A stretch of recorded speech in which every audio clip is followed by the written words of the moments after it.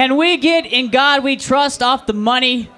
I use that shit to buy heroin and pay for abortions. I just think it's a little sacrilegious, you know? I'm just kidding. I don't believe in God. That's not a thing. It's stupid. So people get mad.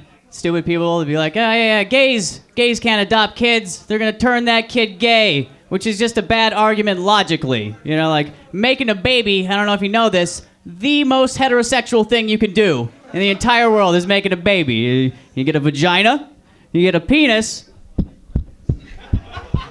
and unless she's barren like a desert, you're having a baby. That's how it works. And another thing about gays adopting kids is, like, they can't have kids on accident. You know, there's, like, two gay dudes don't go out, get hammered, wake up the next day like, oh, fuck. What the fuck, man? Did we adopt a child? Yeah, we had, like, 8 shots of Jaeger. We went down to the...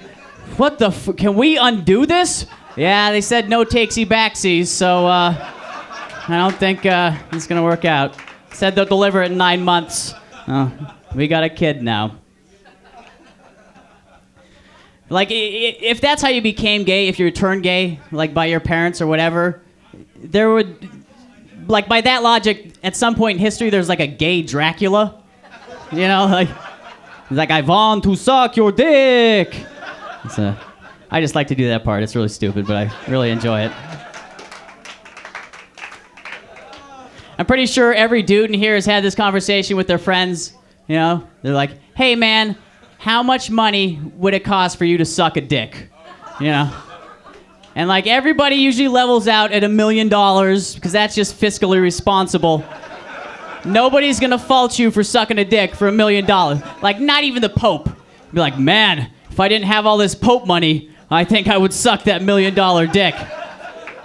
But that's like a once-off kind of thing. Like if you had an infinite amount of $1 million dicks to suck, after a while you just become that closeted gay dude who found a loophole in the system. John, you have $20 billion. You're just sucking dicks for fun at this point. How many swimming pools full of Jell-O do you need? I'm not buying this. I'm kind of a scumbag. I don't really care. Like, I'll smoke cigarette butts I find off the ground. People are like, oh, that's gross. There's germs on that. It's dirty. Ew, my poison's dirty. Ugh, the fuck's wrong with you? I'm already killing myself. That'd be like if you're gonna shoot yourself and you drop your shotgun in the mud. You're like, I'm not putting that in my mouth. No, sir. I'm living another day. Not... You know, I thought about getting a gun for, like, self-defense, but then somebody told me guns don't even kill people. People kill people. And I was like, well, that's bullshit. And you thought the loopholes you have to jump through to buy a gun were rough. Try to buy a human. It's a long waiting list. I was sitting at this bus stop one night, and this guy from his car in the parking lot behind me, he's like, hey, man, do you have a cigarette? And I'm a nice guy. I run up, I give him a cigarette. Then I'm like, hey, dude with a car, which way are you going?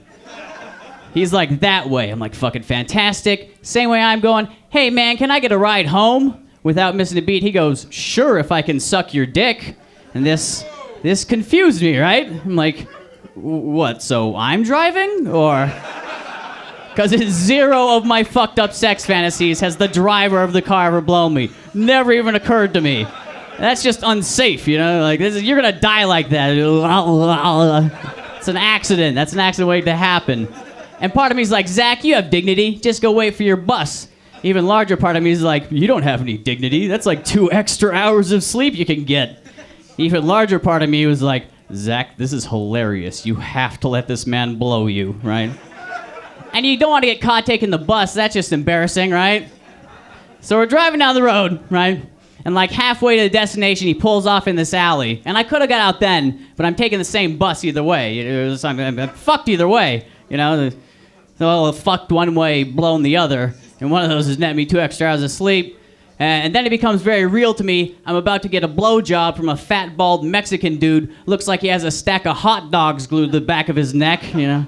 And I thought I could do better, but apparently not. And then it occurs to me I've never pulled out a flaccid dick for a blowjob before.